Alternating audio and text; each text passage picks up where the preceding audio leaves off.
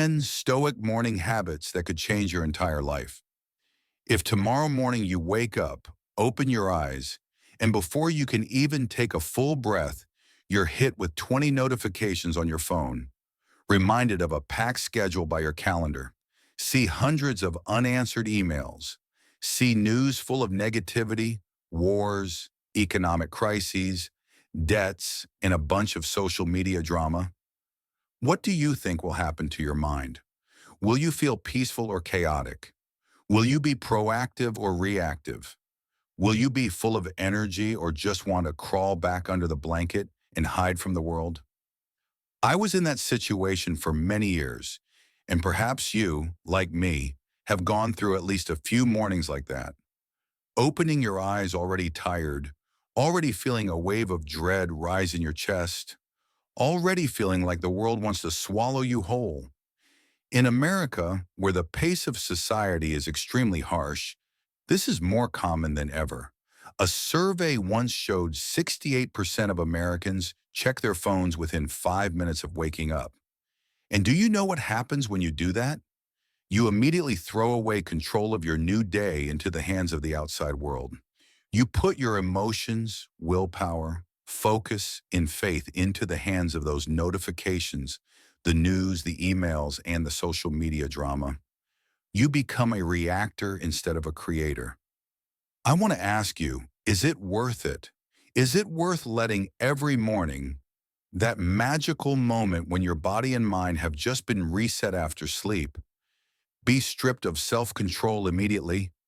If Marcus Aurelius lived in the 21st century, in the heart of Manhattan or in a huge city like Los Angeles, would he get swept up in that mess of information? Or would he still sit calmly, write in his journal, take deep breaths, remind himself of his duty and dignity before doing anything else? I believe he would choose the latter, because Stoicism, over 2,000 years ago, already clearly pointed out an eternal principle. Your happiness depends on the quality of the thoughts you choose to cultivate, and the quality of those thoughts begins in the very first seconds you wake up. I want to tell you a true story. For a long time, I woke up with a mindset of running away. I hated the alarm sound. I hit snooze 4 to 5 times. I was grumpy. I hated myself for being lazy. Then blamed being tired yesterday. Then blamed having too much work. Every morning I was late. Every morning I was frantic. And it felt like I was being dragged around by things I never consciously chose.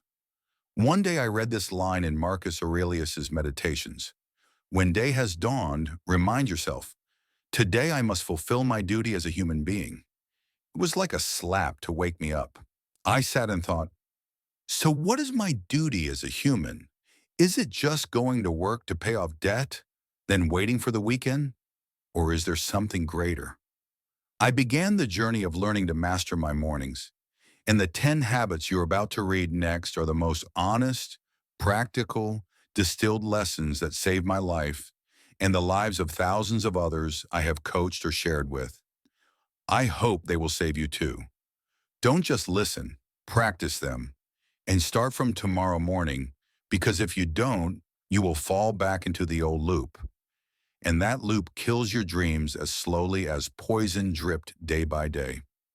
Let's start with the first habit, ikigai, finding a reason that makes you jump out of bed without an alarm clock. I know it sounds cliche, but be honest. Have you ever truly felt excited to wake up? A morning when your heart pounds with eagerness to keep living, eager to do something? Maybe it's been a long time or never, but believe me, it exists. The Japanese call it ikigai. The intersection between what you love, what you're good at, what society needs, and what you can make money from. In simple words, ikigai is the reason you exist. When you have ikigai, no one has to force you to get up. You don't need coffee. You don't need deadlines pushing you, because your own heart will pull you up. I once met a Vietnamese American taxi driver in California. He was over 60 but still got up at 4 a.m. I asked him why he didn't just rest. He smiled gently. I love picking up passengers. I like listening to their stories. I feel useful. It was moving to hear. That is pure ikigai. Or like Shaolin monks, they get up at 4 a.m. to practice martial arts because they believe their mission is to preserve martial virtue, to uphold justice. Marcus Aurelius was no different. He believed that the duties of an emperor, a citizen, a human being were tied to the reason he got out of bed every morning. I once had a period working in a high-pressure office, waking up only wanting to pull the blanket over my head until I asked myself, if today were my last day, what would I do so I wouldn't regret it? And the answer gradually emerged. I wanted to write. I wanted to share. I wanted to help someone who was lost to find faith. Ever since I wrote that down, every morning I had more motivation to jump up. Tonight you should try asking yourself, tomorrow, what do I live for? And write it on a piece of paper, stick it right where you open your eyes so you see it first thing. Just one question, but it can change your whole life. If you haven't found your ikigai, don't worry because it can't be found in one night. Just write every day, keep trying every day. An ikigai will gradually reveal itself through what you value most. And don't forget to remind yourself, if tomorrow morning is the last morning, what would you devote it to? Next, the second habit. The evening is the stepping stone of the morning. Do you know why many people stay up late but wake up tired, sluggish? Because they use the evening to run away from emotions, not to recover. I used to do that, binge watching movies at night, reading group chats, scrolling through drama after drama, thinking I was de-stressing, but in fact just stuffing more trash into my brain. The next morning I'd wake up with a heavy head, irritable, emotionally unstable, energy collapsed. Stoicism teaches, set boundaries for yourself to protect tomorrow's willpower. The evening is where you plant the seeds for that willpower. I learned a small tip from a friend who is an ER doctor. He always writes down 3 things he needs to do tomorrow before sleeping and turns off his phone completely to send a clear message to his brain. The day is over. Nothing else can interfere. Thanks to that, he sleeps deeply, wakes up confident to start his shift. I copied that and saw immediate results. You can apply this small ritual 30 minutes before bed, stay away from screens, read a few pages of a paper book, listen to soft music or meditate for 5 minutes, then write one line of gratitude. Whether you are grateful for a delicious meal, a friend calling to check in, or simply for your body letting you exist for another day, all of it soothes the heart. Zen monks have practiced this for centuries. They call it reflection before sleep, to wash the dirt from their souls. And remember, the messier your evening, the more miserable your morning will be. I have seen many extremely successful CEOs, but just 2 weeks of poor sleep because of too much phone use, they immediately fell into mild depression. Don't underestimate sleep. Protect it like you protect a treasure, because it determines 80% of your morning quality. And I want you to ask yourself, tonight, will you plant seeds of peace or throw more trash into your mind? And then the third habit, the most powerful weapon, digital detox. The morning does not belong to your phone. Think back to this morning. How did you open your eyes? Did you immediately grab your smartphone, scroll through the screen, receive 1,000 chaotic news items? I used to do the same, and that feeling was horrible. It made my heart race, my brain go out of rhythm, and all the plans in my head disappear. My day started with a mindset of being dragged around instead of proactively steering. It took me nearly a year to break this addiction, thanks to one very strict rule. The first 60 minutes after waking up, keep the phone at least 3 meters away. On airplane mode, no one is allowed to disturb me. You cannot imagine how big the difference was. I could sit and drink a cup of coffee in silence. I could do a few stretching exercises. I could write down a few goals. I could greet the dawn with gratitude instead of panic. Marcus Aurelius may not have had an iPhone, but he left a very fitting reminder. Do not let your will be shaken by the crowd. And social media is the loudest crowd you will ever meet. Be brave enough to turn it off for at least 1 hour each morning. I once witnessed a student of mine who had mild depression. After 14 days of not touching the phone during the first 60 minutes, became cheerful again, worked more focused, and had a stronger sense of self-control. You can do it, and I believe you can do it even better than me. Oprah Winfrey calls the first hour without internet the hour of power, the hour of power, and she has turned it into an inviolable ritual. And perhaps that is also the reason she has maintained a gigantic media empire for decades. An ordinary person like you, like me, needs that ritual even more. Because if not, we will forever be slaves to the screen. So tomorrow morning, do you dare give those first 60 minutes to yourself? Try imagining you are living in a Spartan barracks 2,000 years ago. The trumpet waking up soldiers resounds. The warriors spring up like a spring, start training, sharpening weapons, cleaning, and preparing for a long day of harsh training. No one complains, no one is late, no one hits the snooze button, because they understand one simple truth. Discipline does not start with grand things, but starts with getting up at the same time every day. This fourth habit is exactly that pillar. Getting up at the same time every day. Do you know why Shaolin monks, judo fighters, or Tibetan monks all wake up at a fixed hour, rain or shine? Because your biological rhythm is what forms your willpower. When you disrupt your schedule, you lose control. You become confused. Your brain slows down, your heart becomes weak.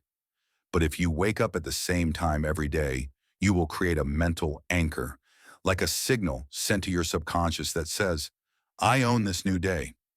I failed countless times setting random alarm clocks, one day at 5 a.m., one day at 6 a.m., one day at 7 a.m., and the result was I could never maintain morning calmness. Later, I forced myself to get up exactly at 5:45 a.m., no matter if it was Monday or Sunday, and you wouldn't believe it. After 3 weeks, my body got used to it. My biological clock automatically woke me up without the phone. My willpower became stronger, like a trained warrior. There was a time I traveled far, changed time zones, but still woke up at 5:45 a.m., according to home time, and I felt very proud, very in control. Because when you control the morning, you will feel like you control your destiny. Just like Japanese karate masters, they wake up before dawn, clean the dojo, meditate, then start training. The habit of repeating the wake-up time makes their brains recognize I'm in focus mode. I also learned a small tip. Before going to sleep, tell yourself, tomorrow I will wake up at 5:45. Repeat it 3 times and your brain will support you. And another interesting tip, place a glass of water right by your bedside. When the alarm rings, sit up, drink all the water. This action helps trick the drowsiness, making your brain shift into startup mode. It may sound trivial, but it is extremely effective. And just imagine, if you can't even master getting out of bed at the time you set, then what can you master? You dare to master million-dollar deals. You dare to demand financial freedom. You dare to build a happy family, but you surrender to the snooze button? That's not worthy. Start tomorrow morning, set the alarm, then set a small punishment if you're late. For example, do 20 push-ups or skip your morning coffee. I applied that and it was extremely effective. And you, are you ready to try? Next, the fifth habit sounds extremely small, but has an enormous ripple effect. Making your bed in the morning. That's right, don't laugh. An act that seems boring, dull, like straightening the bed sheet, folding the blanket, arranging the pillows, can actually change your entire mindset. Why? Because it is a signal. When you open your eyes and immediately finish one task, no matter how small, the brain registers. I am proactive. I can control. That belief will spread to the entire morning. I used to live in a messy room, unmade bed, table full of paper cups, clothes thrown everywhere, And surprise, surprise, my mind was just as chaotic. Every day I walked into that mess, my mind was confused, distracted, felt like a failure from the very first minute. Later, I heard the famous speech by Admiral McRaven. If you want to change the world, start by making your bed. I tried it, and the result was truly amazing. Just 2 minutes of folding the blanket, straightening the pillow, smoothing the bed sheet, I had a small victory, but it laid a foundation of confidence for the whole day. Samurai warriors did the same. They cleaned their swords, arranged their armor before dawn, not just to fight, but to show respect for themselves. A tidy space reflects a tidy mind. I even went further. Every morning after making my bed, I cleaned my desk for 1 minute, threw away scrap paper, wiped the tabletop, and every day like that, I felt I became a more organized, focused, less stressed person. A friend of mine once shared a great story. He used to be an engineer, every morning rushing to the office, never made his bed, just left a pile of clutter, and was surprised that his mind was always angry, made mistakes, lost his temper. After I shared with him Stoic philosophy, he started making his bed regularly for 3 months. And the result was a much calmer mind, noticeably higher work productivity. And he himself had to exclaim, I couldn't believe something so small could have such a huge impact. And don't think I'm too busy in the morning, because it only takes 2 minutes. But the value it brings is 24 hours of confidence.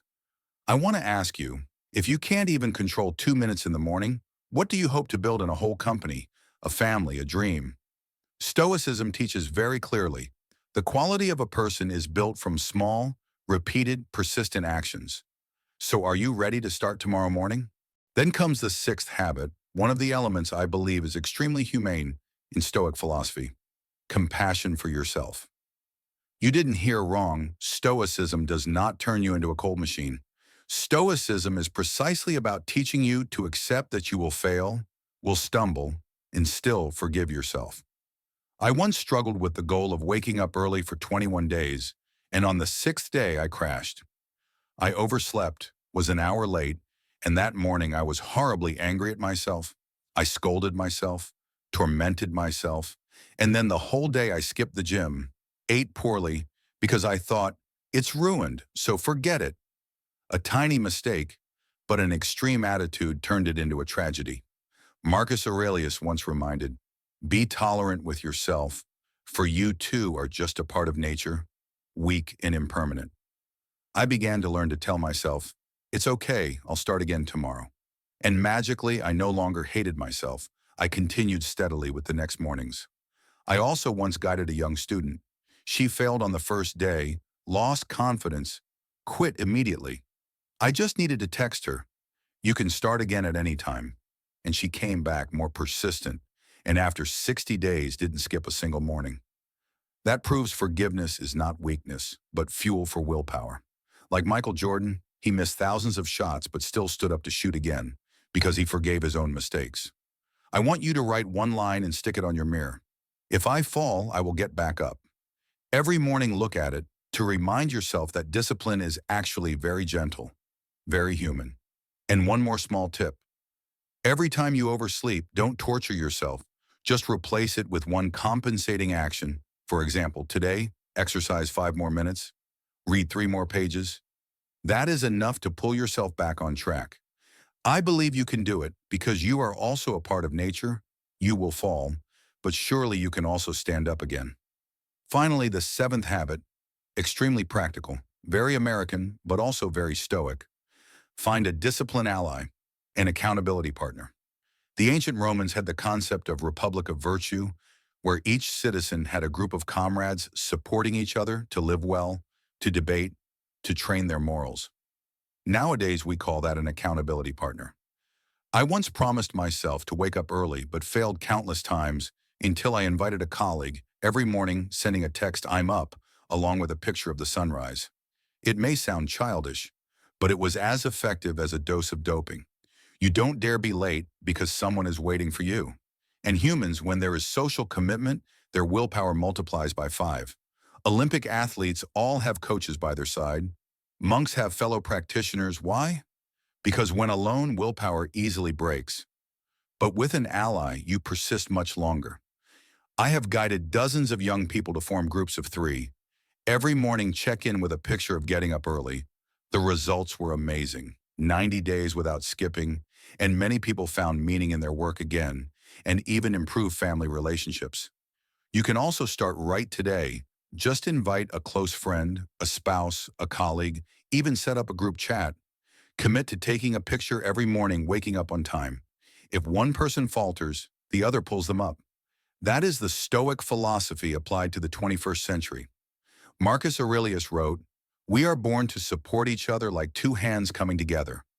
I want to ask you, who will walk with you on this journey? Who do you trust enough to share your failures? Who will pat your shoulder and remind you when you feel weak? If you don't have anyone yet, don't be shy to speak up. I once invited a colleague, felt embarrassed at first, but after a month we became a pair of battle partners, sharing sad stories, work stories, and then grew together. I want you to understand that a lonely morning is very easy to give up, but a morning with a reminder and encouraging text is stronger than any coffee. And if you are brave enough, text someone tonight. Say, "Tomorrow, let's wake up early together." You will see the whole world change. If you are ready to enter the deepest layer of Stoic mornings, where it helps you not only with discipline, but also with happiness, I want you to listen very carefully. Imagine tomorrow morning, you open your eyes, the sunlight comes through the window, and instead of complaining about having to wake up early today, you silently feel grateful that you can still breathe, still live, still have one more chance. The 8th habit, which is also the peak of Stoic practice, is Memento Mori, remembering death. It may sound cold, but actually it is a ray of light, because it helps you understand that each day you are alive is a gift. I once reread Steve Jobs' biography. He recounted in a famous speech that for 33 years, every morning, he looked in the mirror and asked, "If today were the last day of my life, would I want to do what I am about to do?" And if the answer was no too many days in a row, he knew it was time to change. I got chills hearing that, because it was so realistic. Marcus Aurelius also once wrote, "Treat each day as a separate life," meaning do not waste it, do not let regret take hold. The Japanese also have Bushido, the way of the warrior. They consider death always on their shoulder, so they do not fear it, so they behave completely. And the Vietnamese used to say, "Life is finite, death is unexpected," reminding each other not to be complacent, that we will last forever. I want you to understand, Memento Mori is not to make you gloomy, but to make you urgently love, urgently be kind, urgently learn, urgently live authentically. I once had a close friend who suddenly died in a motorbike accident. Only 33 years old, the day before we had planned to drink together at the weekend, the next day he was in a coffin. That night I couldn't sleep, thinking about all the words I hadn't said, all the times I ignored his messages because I was busy. And then the next morning, I woke up and promised myself to live every day as if it were the last. Magically, it made me feel lighter, less angry, less greedy. I no longer delayed saying sorry, was no longer shy to praise others, did not regret helping someone. Do you dare tomorrow morning to look in the mirror and ask, "If this is the last day, how will I live?" I guarantee just that one question can transform your entire mindset. And to maintain it, I often write one line in my morning journal. "If I die tonight, will I have no regrets?" It reminds me to choose more carefully, to love more, and to live more truthfully. Next, another gem in the Stoicism arsenal, the 9th habit, negative visualization. This may sound completely opposite to all the think positive messages out there, but Stoics are extremely realistic. They are not naive to think that life is full of roses. Marcus Aurelius, Seneca, Epictetus all advise to visualize losses in advance, so that if they happen, you will not be shocked, will not collapse. I once practiced this when everything was going well. Good job, good health, happy family.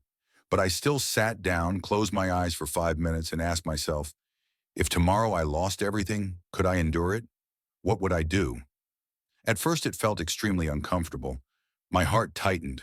But then when I opened my eyes, I saw my house still intact, my loved ones still healthy, friends still calling to check on me, and I felt like I had received an enormous gift of gratitude. Negative visualization helped me appreciate the present in the most powerful way. You can try. Tomorrow morning, when sitting on your bed, before stepping down, think about the worst thing that could happen today. For example, being late, losing your job, arguing with your lover, then ask yourself, so what? What do I still have to stand on?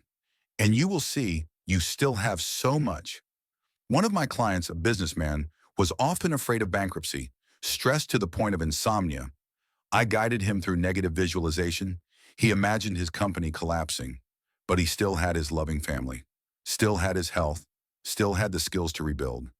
And then he calmed down, became less afraid, and did better in business. Negative visualization is actually a mental vaccine injected in advance so your body will not be shocked. I believe that in a world full of uncertainties like today, you need this vaccine every morning even more.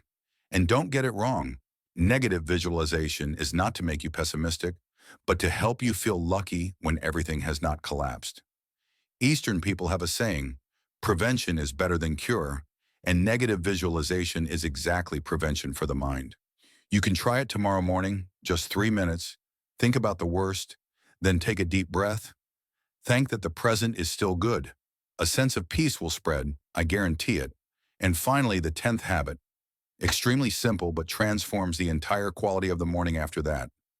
Gratitude journal. Writing down gratitude. I have emphasized it a few times, but please do not take it lightly. Gratitude journal is not some PR gimmick from motivational speakers. It is truly a mental medicine. American scientists once did research on 1,000 people writing gratitude each night and found they reduced stress by 23%, slept better by 30%, even reduced depression. I also once saved myself thanks to the gratitude journal when I was unemployed, lost faith. I forced myself every night to write 3 things I was grateful for, some days as small as, thank you for a roof against the sun and rain, thank you for eyes to read books, and miraculously, after a month, I completely recovered. One of my students, Linda, after a severe depression from divorce, used gratitude journaling, and within just 2 months, she quit sleeping pills. Happily lived again. I'm telling you this so you understand this is not a luxury. It is very down to earth. And don't think you only write it at night. You can open the gratitude journal right in the morning too. I once tried it. Wrote right after waking up. Thank you, I am still healthy. Thank you, today I have a chance to learn something new. And positive energy immediately flooded my body. Marcus Aurelius also once listed out his blessings every night. Good teachers, loyal soldiers, simple meals to nourish himself. I learned this and have kept it for 5 years now. I want you tonight, put a small notebook by your bedside. Commit to writing 3 things you are grateful for, even tiny ones, and keep doing it consistently. You will see the world become gentler, you will sleep deeper, and the morning will change like a miracle. By now you have heard all 10 Stoic habits. They may sound simple, but it is precisely the simple things that save people. And I want you to understand, you don't need to do them all at once. Just start with one thing. Because the morning is the starting line, the first finish line in the 24-hour journey. If you win the morning, the rest will be much easier. I have coached hundreds of people from all walks of life, and they were all alike in one point. In the beginning, they were afraid to change, but as soon as they took one step, they could keep walking. You are the same, and I will ask you one question. Do you dare to try? Tomorrow morning, do you dare to try putting away your phone for 60 minutes? Dare to try writing a gratitude journal? Dare to try waking up on time? Dare to try Memento Mori? Just one thing. Do you dare? If you are still hesitating, let me tell you another story. A Japanese friend of mine, once stressed from work, even thought of suicide. But then one day he read, Ichigo Ichie, that every moment comes only once. He began waking up early, making tea, watching the sunrise, grateful for every breath.